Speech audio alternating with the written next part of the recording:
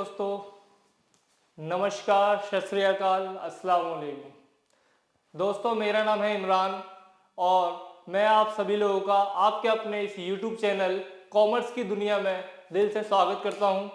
तो दोस्तों, आज हम +1 यानी कि 11th क्लास की अकाउंटेंसी को सॉल्व करने वाले हैं। तो दोस्तों, चलिए शुरू करते हैं ज़्यादा बातें ना करते हुए। आज का जो हमारा टॉपिक है, देखिए आपकी बुक में जो फर्स्ट चैप्टर दिया हुआ है वो दिया हुआ है थ्योरिकल। तो थ्योरिकल चैप्टर समझने के लिए सबसे पहले आपको ज़रूरत है अकाउंटिंग वर्ड्स को सीखने की, समझने की। तो आज का जो हमारा टॉपिक रहेगा वो अकाउंटिंग वर्ड्स का ही रहेगा कि अकाउंटेंसी की लैंग्वेज में जो वर्ड्स इस्तेमाल होते हैं वो क्या होते हैं। देखिए, जिस तरीके से एक इंग्लिश लैंग्वेज को समझने के लिए सबसे पहले हमें लेटर्स सिखाए जाते हैं, वर्ड्स सिखाए जाते हैं, सेंटेंस सिखाए जाते हैं, पैराग्राफ, इसी तरीके से प्रोसेस चलता है।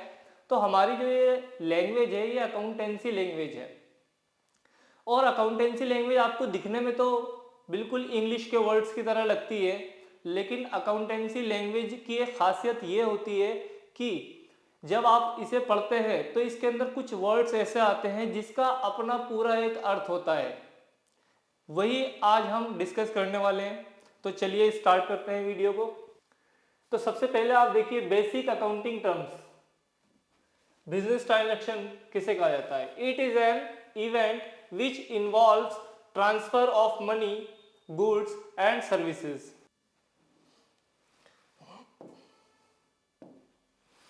Transaction is an event which involve transfer of money, goods and service.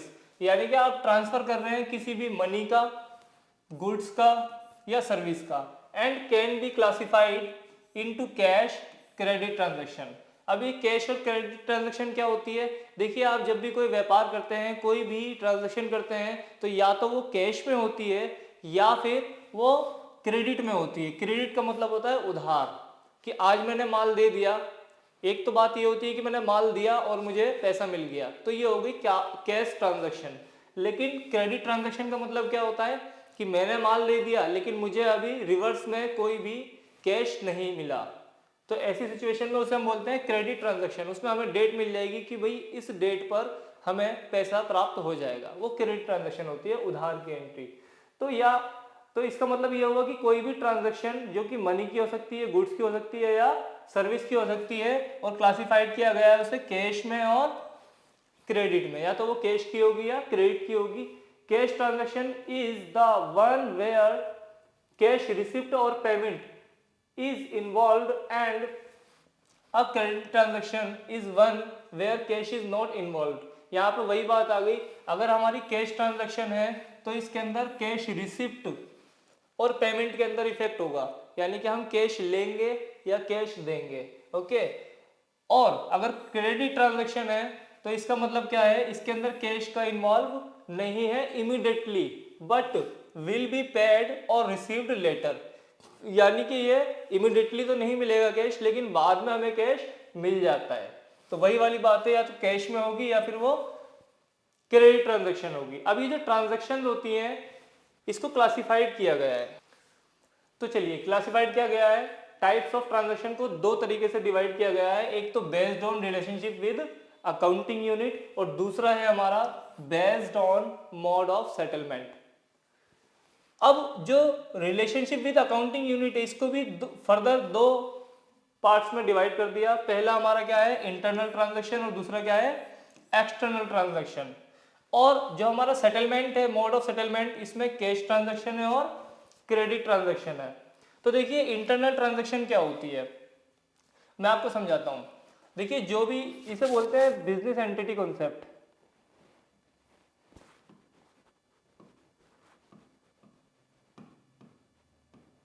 Business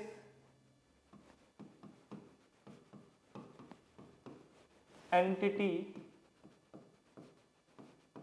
concept, ये क्या होता है? इसमें देखिए, ये बिजनेस है और ये ऑनर है। तो बिजनेस और ऑनर को अलग अलग माना जाता है, इसी को हम बोलते हैं बिजनेस एंटिटी कॉन्सेप्ट। ये क्यों होता है मैं समझा देता हूं थोड़ा आपको। देखिए जब भी कोई बिजनेस स्टार्ट करा जाता है, मैं आपको समझाता हूँ, business entity concept. Business entity concept क्या होता है? बिजनेस एंटिटी कॉन्सेप्ट होता है कि जब भी कोई बिजनेस स्टार्ट करा जाता है तो बिजनेस जो है वो अलग होता है और जो ओनर होता है वो अलग होता है। यानी कि जब भी कोई ओनर अपने बिजनेस के लिए जो फंड लगाता है उसे बोलते हैं कैपिटल। कैपिटल इंट्रोड्यूस करना, कैपिटल इंट्रोड्यूस करना। तो जब कोई ओनर बिजनेस में पैसा लगाता है उसे क्या बोलते हैं? कैपिटल इंट्रोड्यूस करना। तो बिजनेस जब अपने पूरे फाइनेंशियल ईयर में जो भी प्रॉफिट कमाता है वो रिवर्स में किसे देता है प्रॉफिट? वो देता है ओनर को। तो अगर बिजनेस के पॉइंट ऑफ व्यू से देखा जाए तो बिजनेस के पॉइंट ऑफ व्यू से देखा जाए तो ये जो कैपिटल होती है ये एक तरीके से लायबिलिटी होती है, क्योंकि इसके ऊपर प्रॉफिट देना होता है और इससे खुद को भी देना होता है। कब? साल के अंत में, जो भी हमारा फाइनेंशियल ईयर होगा, 1 अप्रैल टू 31 मार्च या 1 जनवरी टू 31 दिसंबर। तो इसी को हम बोलते हैं बिजनेस एंटिटी कॉन्सेप्ट, जिसमें हम ऑनर को अलग मानते हैं और बिजनेस को अलग मानते हैं। ठीक है। एक कैश ट्रांजैक्शन है और दूसरा हमारा क्या है? Credit transaction. तो इंटरनल ट्रांजैक्शन किसे कहा जाता है? देखिए इंटरनल ट्रांजैक्शन और कुछ नहीं, ऑनर और बिजनेस के अंदर के यानी कि इंटरनल जो ट्रांजैक्शन होते हैं उसको इसके अंदर इंक्लूड करा जाता है। और एक्सटर्नल ट्रांजैक्शन का मतलब होता है जो हम बाहरी लोगों से ट्रांजैक्शन करेंगे, ये उस ट्रांजैक्शन की बात कर रहा है। जैसे कि मैंने आपको अभी बताया था बिजनेस एंटिटी कॉन्सेप्ट, उसके अंदर क्या होता है? ऑनर और बिजनेस इन दोनों के बीच में ट्रांजैक्शन हो रही है। तो ये एक एग्जांपल है किसका? इंटरनल ट्रांजैक्शन का। जबकि जो एक्सटर्नल ट्रांजैक्शन है वो हम बाहरी लोगों से करते हैं, यानी कि मार्केट में करते हैं। तो ये हो गया हमारा एक्सटर्नल ट्रांजैक्शन। तो ये रिलेशनशिप है अकाउंटिंग यूनिट के दो। और दूसरा जो है वो है mode of settlement. Mode of settlement का मतलब क्या होता है? या तो आपकी ट्रांजैक्शन कैश ट्रांजैक्शन होगी या आपकी ट्रांजैक्शन क्रेडिट ट्रांजैक्शन होगी। कैश ट्रांजैक्शन का मतलब होता है कैश में लेन देन किया होगा आपने, या फिर क्रेडिट ट्रांजैक्शन की होगी यानी कि उधार में किया होगा जिसका कैश इन्वॉल्व बाद में होगा। ठीक है। तो ये मैंने आपको बता दिया बिजनेस ट्रांजैक्शन क्या होता है। It is a financial transaction और एन इकोनॉमिक इवेंट। देखिए इकोनॉमिक इवेंट का मतलब क्या है यहाँ पे? यानी कि जिसका इम्पैक्ट पड़ने वाला है। ठीक है, जिसका असर पड़ेगा किसके ऊपर? इकोनॉमिक ग्रोथ के ऊपर। Expressed in terms of money, जो कि मनी के टर्म में होगी। Which brings in a change in the financial position of an enterprise. ठीक है, इसकी पोजीशन पे फर्क पड़ेगा, या तो कैश इंक्रीज होगा या डिक्रीज होगा, यानी कि कैपिटल बढ़ेगी या कैपिटल घटेगी। ठीक है। It involves transfer and exchange of goods and services. इसके अंदर क्या इन्वॉल्व किया जाएगा? ट्रांसफर इन्वॉल्व किया जाएगा। किस चीज का? माल का या सेवाओं का। क्योंकि अगर हम कोई भी बिजनेस करते हैं, या तो हम कोई प्रोडक्शन करते होंगे, गुड्स बनाते होंगे, या फिर हम सर्विसेज देते होंगे, जैसे कि LIC वगैरह में होता है। ठीक है, उसको सेल या परचेज करेंगे। ठीक है ना। वेजेस पेड करेंगे वर्कर्स को, रेंट पेड करेंगे, dividend received, lending and borrowing. Lending borrowing का मतलब क्या होता है? या तो हम उधार लेंगे पैसा या उधार देंगे। चलिए अगला टॉपिक हमारा क्या है? Characteristics. Following are the characteristics of the business transaction.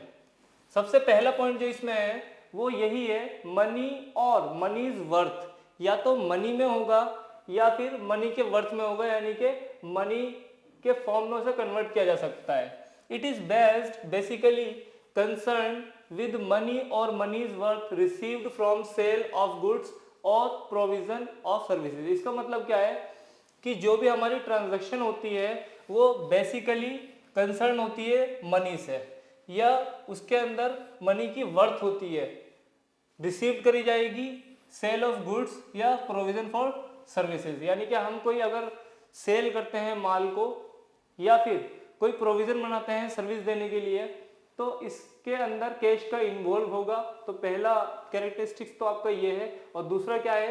Exchange of goods और सर्विसेज, यानी कि इसके अंदर माल और सेवाओं का एक्सचेंज किया जाता है। It arises out of exchange of goods और सर्विसेज, यानी कि इसके अंदर एक्सचेंज किया जाएगा गुड्स को और सर्विस को। जैसे कि मैंने बताया था, मिस्टर एक्स ने मिस्टर वाई को माल दिया था, बदले में उसे क्या मिला था, कैश मिला था।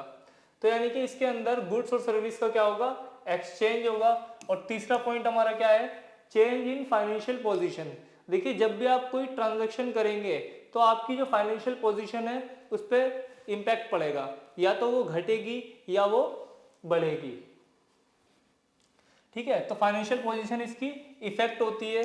चौथा पॉइंट हमारा क्या है, अकाउंटिंग इक्वेशन।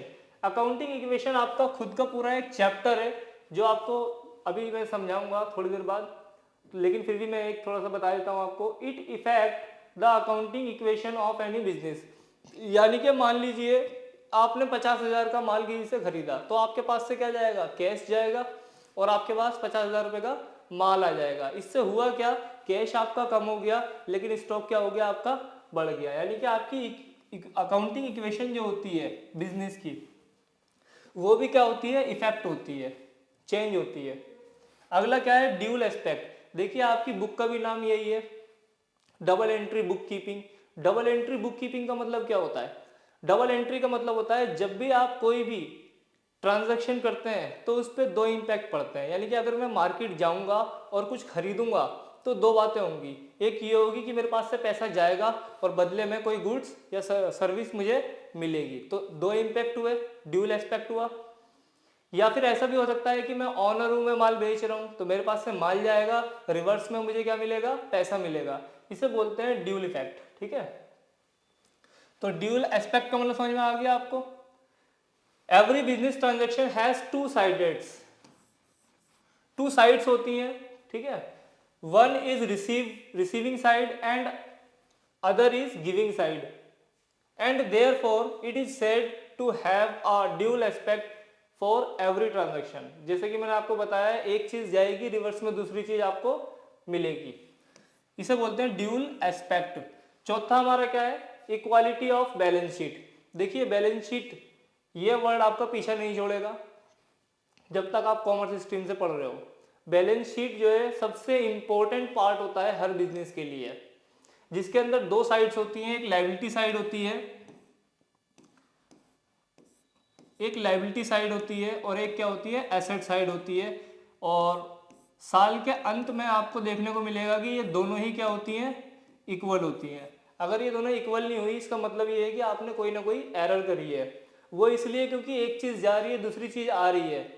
ठीक है ना, उसमें जो प्रॉफिट होता है वो यहाँ या यहाँ एडजस्ट कर लिया जाता है, प्रॉफिट या लॉस को। तो अल्टीमेटली जो होगा क्या, ये दोनों लास्ट में क्या आएगी, इक्वल आएगी। तो इसी को बोलते हैं equality of balance sheet. Since every transaction has dual aspect affecting the two sides, namely receiving end giving simultaneously, it helps in maintaining the equality of balance sheet. इसका मतलब यही है कि आप कोई भी ट्रांजैक्शन करते हो तो लास्ट में जब बैलेंस शीट आप बनाओगे तो वो हमेशा इक्वली आएगी, क्योंकि जो बीच का जो बैलेंस होता है उसे प्रॉफिट या लॉस में कन्वर्ट करके बराबर कर दिया जाता है। तो चलिए अब बात करते हैं अकाउंट की। अकाउंट किसे कहा जाता है, तो देखिए मैं सिंपल वे में आपको बता देता हूं कि अकाउंट हर वह जगह होती है जहां पर आप अपने बिजनेस के रिकॉर्ड्स को, ट्रांजैक्शन को लिख करके रखते हो, चाहे वो कैश ट्रांजैक्शन हो या वो क्रेडिट ट्रांजैक्शन हो। तो आप अपने रिकॉर्ड्स के लिए जो भी ट्रांजैक्शन को बना करके लिखते हो, जहां लिखते हो उस जगह का नाम क्या होता है, अकाउंट होता है। जैसे कि मान लीजिए कोई रिटेलर है, किसी की शॉप है, वो अपनी दुकान में, चाहे वो छोटे लेवल पे हो या बड़े लेवल पे हो, अगर छोटे लेवल पे होगा तो जरूर उसके पास एक कॉपी होगी जिसमें वो सारी बातें लिखेगा कि मैंने कैश में इतना सामान मिस्टर एक्स को दिया या मैंने उधार दिया है मिस्टर वाई को। इस तरह की जो भी ट्रांजैक्शन वो रिकॉर्ड करता है, अगर वो अपनी बुक में रिकॉर्ड करता है, नोटबुक में, तो उसके लिए अकाउंट क्या होगा, वो नोटबुक होगी। पहले के जमाने में जब बुक्स वगैरह नहीं हुआ करती थी, लोग दीवारों पे अपने हिसाब किताब को लिखते थे। तो दीवारों पे लिखने का मतलब क्या हो गया कि अकाउंट उनके लिए क्या हो गया, वो दीवार हो गई, वॉल हो गई।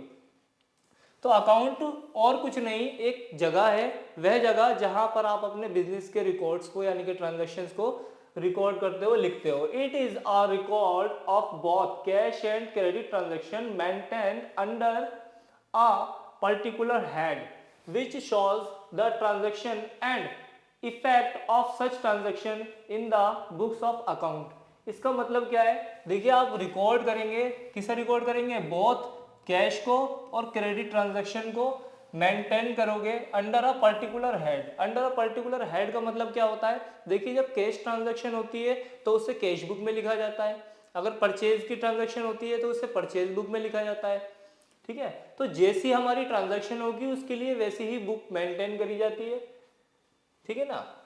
अब अगला क्या है हमारा, कैपिटल। कैपिटल किसे कहा जाता है, कैपिटल किसे कहते हैं, देखिए मैंने आपको पहले भी बताया था अभी लिख करके कि जब कोई ऑनर बिजनेस में पैसा लगाता है, बिजनेस स्टार्ट करता है, तो उसे बोलते हैं कैपिटल।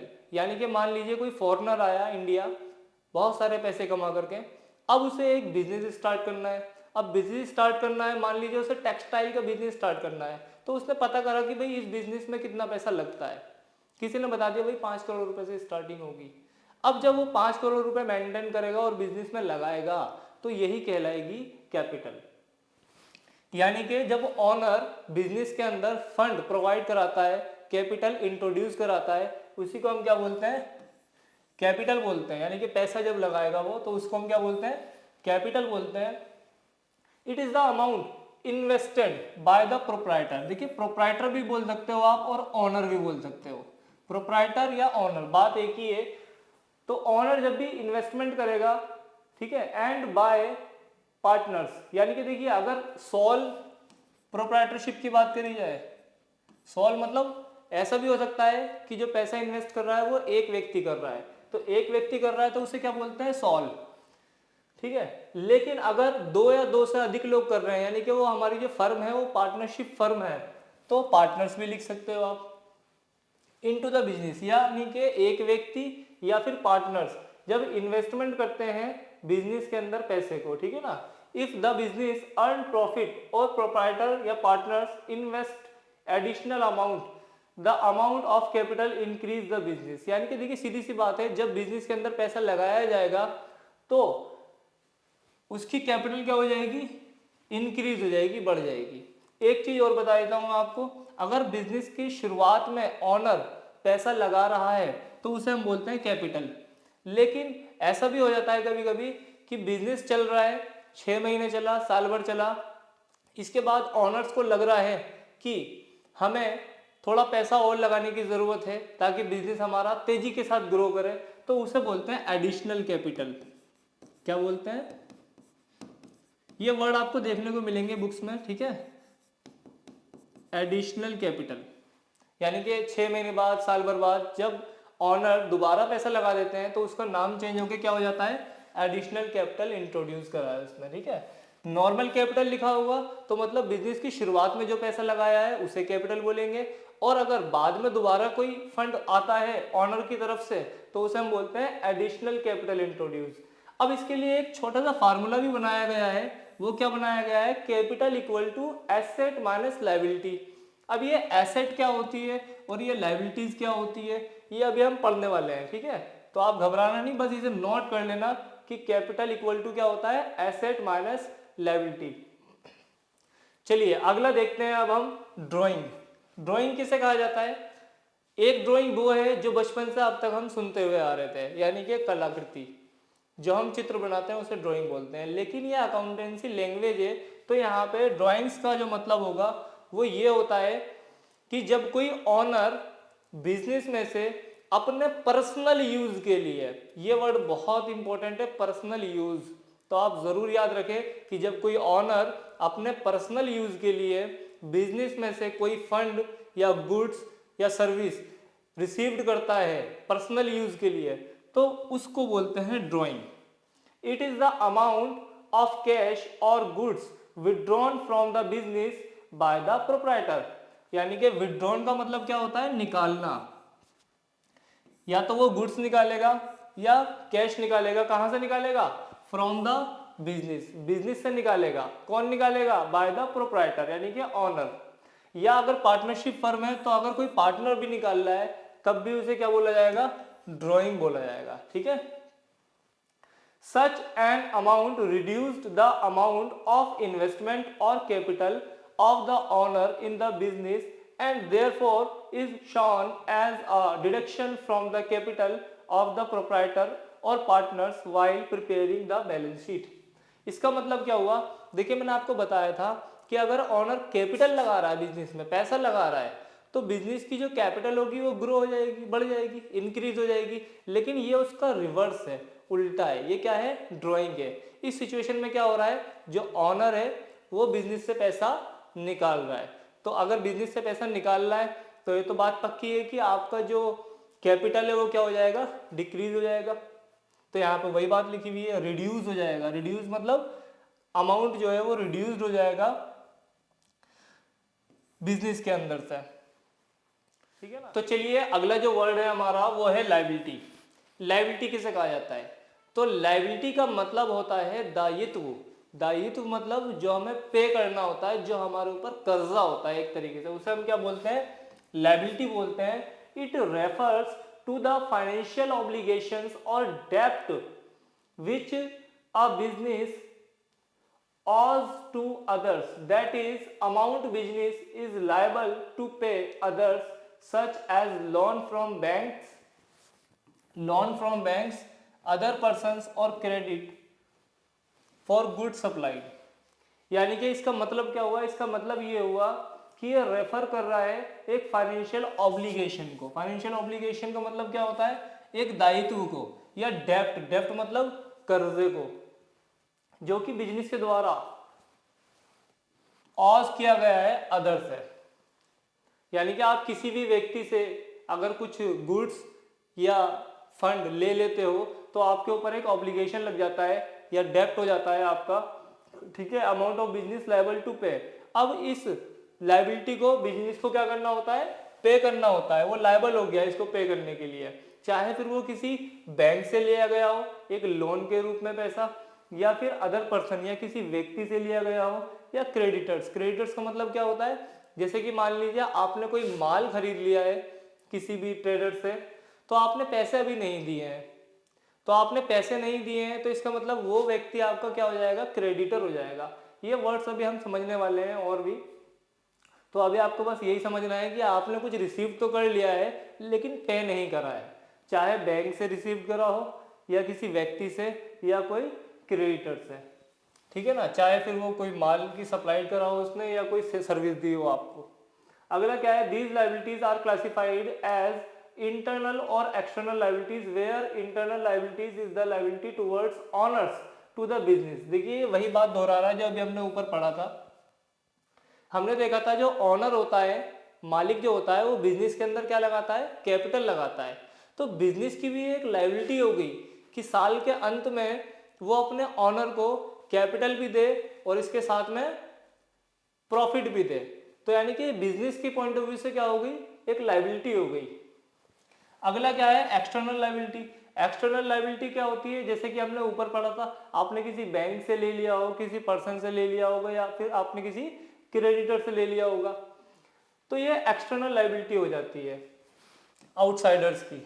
इसको फिर से हमने क्लासिफाइड कर दिया है दो पार्ट्स में। एक हमारी होती है नॉन करंट लायबिलिटी और दूसरी हमारी क्या होती है? Current liability. ओके, तो चलिए अब हम देखते हैं जो हमने क्लासिफाइड करा है क्लासिफिकेशन ऑफ लायबिलिटी। पहला होता है नॉन करंट लायबिलिटी और दूसरा क्या होता है? Current liability. तो नॉन करंट लायबिलिटी क्या होता है पहले हम ये पढ़ते हैं। नॉन करंट लायबिलिटी के अंदर लिखा हुआ है, इसी का दूसरा नाम जो होता है वो होता है long term liability.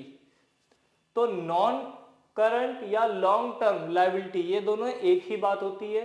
These are the loans which are payable after a period of more than a year from the end of the accounting period. इसका मतलब क्या होता है पहले आप ये समझिए, अकाउंटिंग ईयर किसे कहते हैं?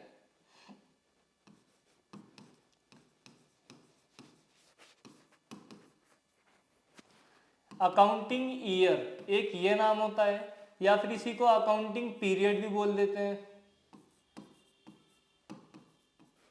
अकाउंटिंग पीरियड, अकाउंटिंग ईयर या अकाउंटिंग पीरियड किसे कहा जाता है? जब भी कोई बिजनेस स्टार्ट करा जाता है तो आप देखोगे चाहे वो छोटा बिजनेस हो या वो बड़ा बिजनेस हो, कोई भी व्यक्ति ये ज़रूर जानना चाहेगा कि उसने जो भी बिजनेस करा है उससे उसे प्रॉफिट हुआ है या फिर लॉस हुआ है, क्योंकि अगर उसे प्रॉफिट और लॉस का पता ही नहीं होगा और वो बिजनेस करे चला जा रहा है तो इससे कोई फायदा नहीं होगा, लास्ट में वो बहुत बड़ा नुकसान में आ जाएगा। तो इसीलिए वो एक समय अवधि को निश्चित कर लेता है।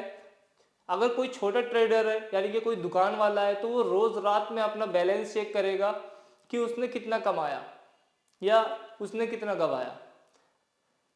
तो जो छोटे ट्रेडर होते हैं वो एक दिन में चेक कर लेते हैं, कुछ एक मंथ में चेक कर लेते हैं, लेकिन हम जो बात कर रहे हैं वो अकाउंटिंग की बात कर रहे हैं। यहाँ बड़ी बड़ी कंपनियों की बिजनेस की बात चलेगी तो यहाँ पे एक दिन, एक महीना या 6 महीना नहीं चलेगा, बल्कि क्या चलेगा, पूरा एक साल। और वो एक साल कौन सा होगा?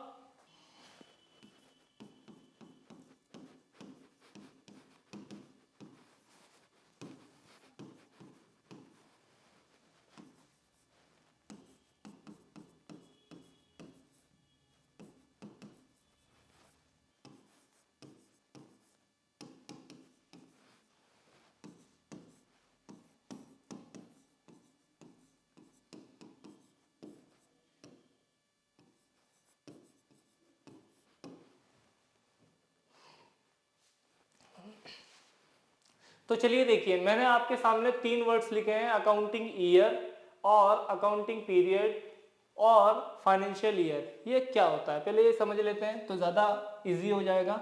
देखिए, फाइनेंशियल ईयर हो, अकाउंटिंग पीरियड हो या अकाउंटिंग ईयर हो, इन तीनों का मतलब एक ही होता है कि जो बिजनेस डेट रख रहा है, चूज कर रहा है, जैसे कि किसी बिजनेस ने रखा 1 अप्रैल टू 31 मार्च, ये जो होता है हमारा, यही होता है बिजनेस की लैंग्वेज में अकाउंटिंग पीरियड। यानी कि कोई भी बिजनेस जो स्टार्ट होगा 1 अप्रैल से स्टार्ट होगा और 31 मार्च को वो खत्म होता है, मोस्टली यही चूज करा जाता है जो हमारा फाइनेंशियल पीरियड होता है या फाइनेंशियल ईयर होता है, ठीक है।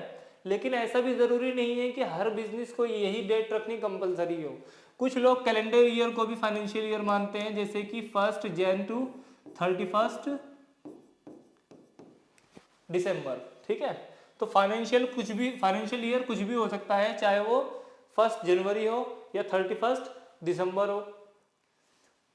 तो चलिए ठीक है, अब आपको समझ आ गया कि फाइनेंशियल ईयर किसे कहते हैं या अकाउंटिंग पीरियड किसे कहते हैं। तो अब हम देख लेते हैं अपना नॉन करेंट और लॉन्ग टर्म लायबिलिटी में लिखा क्या था। इसमें लिखा था these are the loans which are payable after period of more than a year from the end of the accounting period. Accounting period का मतलब आपको समझ में आ चुका होगा, 1 अप्रैल टू 31 मार्च। तो यानी कि एक साल के अंदर, सॉरी मोर देन 1 ईयर लिखा है, यहाँ लॉन्ग टर्म की बात हो रही है। तो एक साल से ज्यादा के लिए जो हमारे लोन्स होते हैं, जो लाइबिलिटीज होती है, उसे हम बोलते हैं लॉन्ग टर्म लाइबिलिटी। यानी कि ऐसे दायित्व जिनको हमें एक साल के बाद राइट ऑफ करना होता है, चुकाना होता है, वो आपका क्या कहलाता है, लॉन्ग टर्म लाइबिलिटी कहलाता है, ठीक है ना। और इसके अंदर एग्जाम्पल जो होंगे वो क्या होंगे, जैसे कि आपने कोई लोन ले लिया, लॉन्ग टर्म लोन हो गया, या फिर डिबेंचर्स। ये ऐसी लाइबिलिटीज होती हैं जो हमें एक साल के बाद राइट ऑफ करनी होती है, चुकानी होती है। ऑन द अदर एंड अगर हम बात करें करंट या शॉर्ट टर्म लाइबिलिटीज की, तो ये इसकी जस्ट ऑपोजिट होती है। शॉर्ट टर्म लाइबिलिटीज मीन्स कि ऐसी लाइबिलिटीज जो आप एक अकाउंटिंग पीरियड के अंदर राइट ऑफ करते हो, यानी कि चुका देते हो। एक साल से कम समय के लिए लिया गया लोन हो, लाइबिलिटी हो, कोई भी लाइबिलिटी अगर आपने एक साल के अंदर अंदर उसे चुका दिया है तो वो क्या कहलाएगा, करंट या शॉर्ट लाइबिलिटी। एक साल से कम के लिए, जैसे कि आपके बिल्स होते हैं, बिल्स पेएबल या short term loan. For example, आप सभी के घर में इलेक्ट्रिसिटी बिल जरूर आता होगा।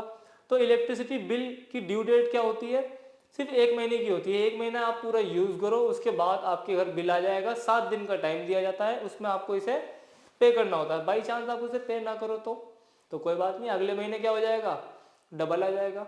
फिर भी आपने नहीं दिया तो 3 महीने बाद क्या आ जाएगा, ट्रिपल आ जाएगा, रेड कलर का बिजली का बिल हो जाएगा आपका, येलो से। लेकिन बाई चांस कोई 3 4 5 महीने पे भी नहीं देता है तो क्या होगा, तो बिजली कट कर दी जाएगी। क्यों? क्योंकि वो जो लाइबिलिटीज होती है वो शॉर्ट टर्म लाइबिलिटीज होती है, ना कि लॉन्ग टर्म लाइबिलिटी। आपको 1 महीने पे, 2 महीने पे, या लास्ट है 3 या 4 महीने पे आपको चुकानी ही होगी, वरना आपका मीटर कट कर दिया जाएगा, इलेक्ट्रिसिटी ऑफ हो जाएगी। तो इसीलिए इसके अंदर जो बिल्स होते हैं वो सारे इंक्लूड होते हैं, क्योंकि ये इतने लंबे खर्चे नहीं होते कि आप एक साल के बाद चुकाओ। ये छोटे छोटे अमाउंट होते हैं जो आपको एक साल के अंदर देने होते हैं। इसको बोलते हैं करंट लायबिलिटी या शॉर्ट टर्म लायबिलिटीज। अगला वर्ड जो है हमारा, ये बहुत ही अच्छा वर्ड है, एसेट। एसेट किसे कहा जाता है? देखिए, अगर मैं कम शब्दों में बात करूं कि एसेट किसे कहा जाता है, तो एक बिजनेस को रन करने के लिए जो भी चीज़ों की, जो भी संसाधनों की ज़रूरत होती है, वो सारे हमारे एसेट कहलाते हैं। जैसे कि मान लीजिए इस मेरे रूम में क्या है, ये बोर्ड है, ये मेरी एसेट है, ये मार्कर, ये भी एसेट है, टेबल, कैमरा, एसी, लाइटिंग, ये सारी एसेट है। क्यों? क्योंकि ये वीडियो शूट करने में मुझे हेल्प कर रही है। इसी तरीके से एक बिजनेस को चलाने के लिए लैंड की ज़रूरत पड़ती है, बिल्डिंग की ज़रूरत पड़ती है, उसके अंदर कंप्यूटर्स की ज़रूरत पड़ती है, स्टॉक लाना होता है, फर्नीचर लाना होता है, मशीनरी होती है, ठीक है ना। तो ये सारे एक बिजनेस के क्या होते हैं, एसेट होते हैं। लेकिन एसेट को भी कैसे डिस्क्राइब करा इन्होंने, these are the properties owned by the business which are used to carry out the business operations and earn operating revenue for the business। यानी कि इसका मतलब क्या हुआ कि ये ऐसी प्रॉपर्टीज होती हैं जो बिजनेस ऑन करता है यूज करने के लिए, कैरी करने के लिए बिजनेस को, यानी कि बिजनेस को चलाने के लिए जो इस्तेमाल करता है, जो उसके ऑपरेशंस होते हैं डेली वर्क के, उन्हें चलाने के लिए। और इससे एक चीज क्या होती है, अर्न प्रॉफिट रेवेन्यू, और इससे हमें पैसा कमाने में, ठीक है ना, रेवेन्यू जनरेट करने में हेल्प होती है। तो इसी को हम क्या बोलते हैं, एसेट बोलते हैं, ठीक है ना। एसेट को आगे डिस्क्राइब किया गया है। तो चलिए अब हम देखते हैं क्लासिफिकेशन ऑफ एसेट, यानी कि एसेट को कैसे क्लासिफाइड किया गया है। तो सबसे पहला जो हमारा है वो है नॉन करंट एसेट, दूसरा जो है वो हमारा है करंट एसेट, और तीसरा जो है हमारा फिक्टिशियस एसेट्स। ये तीनों क्या होती है हम फुल डिटेल से पढ़ने वाले हैं। सबसे पहला देखिए non current asset. Non current asset का मतलब क्या होता है, these are used for carrying out normal business operation and are held in the business not for the purpose of selling but to increase the earning capacity of business।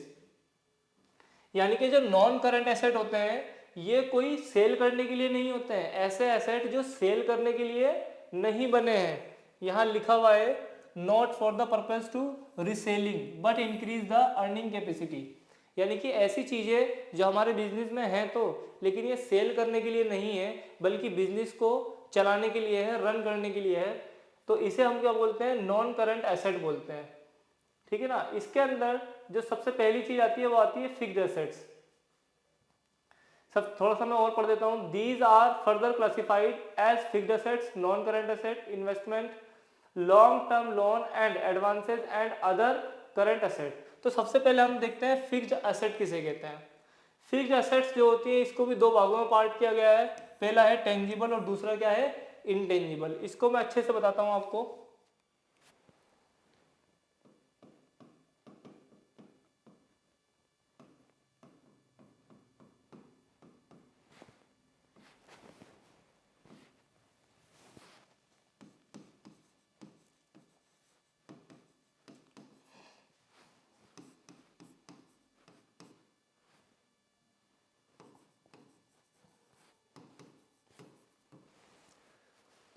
तो चलिए देखिए, सबसे पहले फिक्स्ड एसेट्स को हमने दो parts में बांट दिया, एक कर दिया हमने टेंजिबल और दूसरा कर दिया इनटेंजिबल। अब ये टेंजिबल क्या होता है और इनटेंजिबल क्या होता है, तो देखिए टेंजिबल जो एसेट्स होती हैं वो क्या होती हैं। टेंजिबल एसेट्स का मतलब होता है ऐसी एसेट्स जिनको हम छू सकते हैं और देख भी सकते हैं,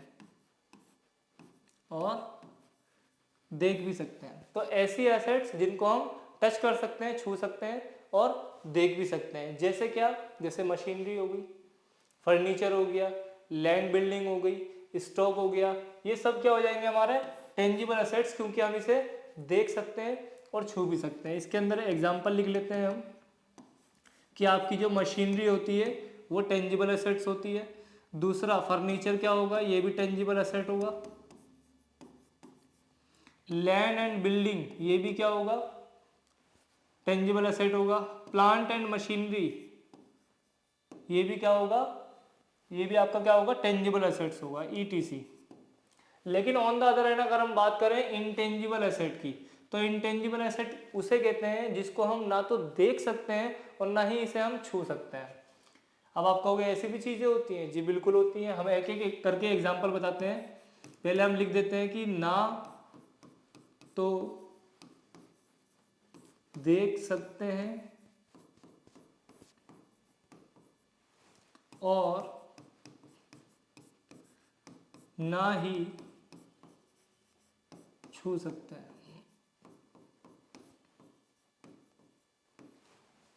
तो इंटेंजिबल एसेट किसे कहते हैं? जिसको हम ना तो देख सकते हैं और ना ही छू सकते हैं। देखिए बिल्कुल सिंपल वे में आपको सिखा रहा हूँ, क्योंकि हमारी जो क्लास चल रही है वो अकाउंटिंग वर्ड्स की चल रही है। ये सब चीज़ें पेपर में बिल्कुल नहीं आने वाली, मैं आपको बताना चाहता हूँ। इसीलिए मैं एकदम वैसी भाषा में लिख रहा हूँ जो आपको ईजिली समझ में आ जाए, आप कैच कर लो। लेकिन ये वर्ड्स अगर आपको पहचान हो गई तो आगे बहुत ज़्यादा हेल्पफुल होगा आपके लिए, ठीक है ना। तो इंटेंजिबल के अंदर जो एग्जाम्पल आएगा, सबसे पहला आता है गुडविल। चलिए बात करते हैं गुडविल की। गुडविल किसे कहा जाता है? गुडविल को हिंदी में बोलते हैं ख्याति। क्या बोलते हैं?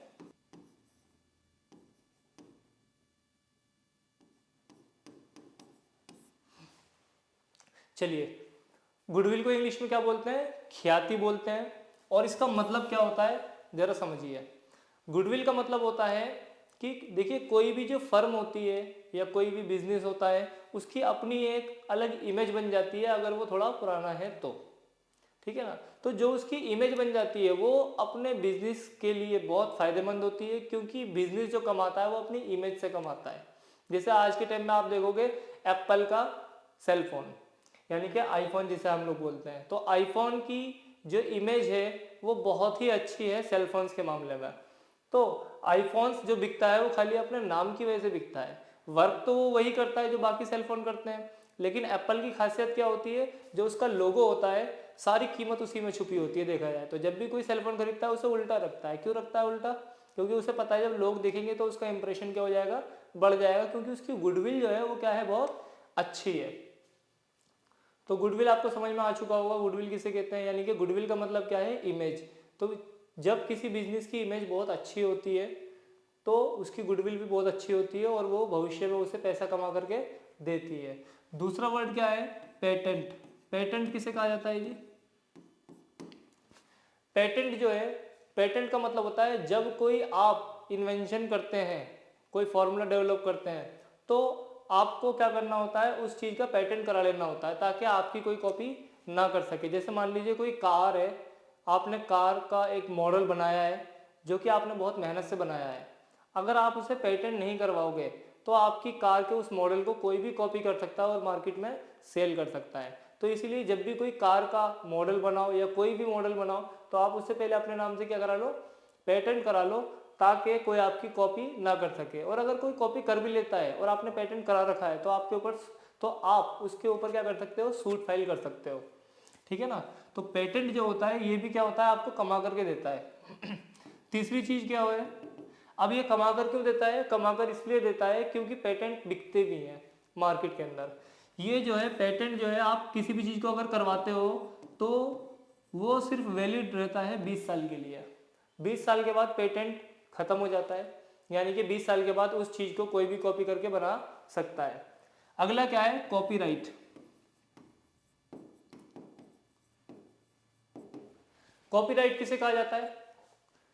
कॉपीराइट का मतलब होता है किसी चीज़ की नकल करने का अधिकार।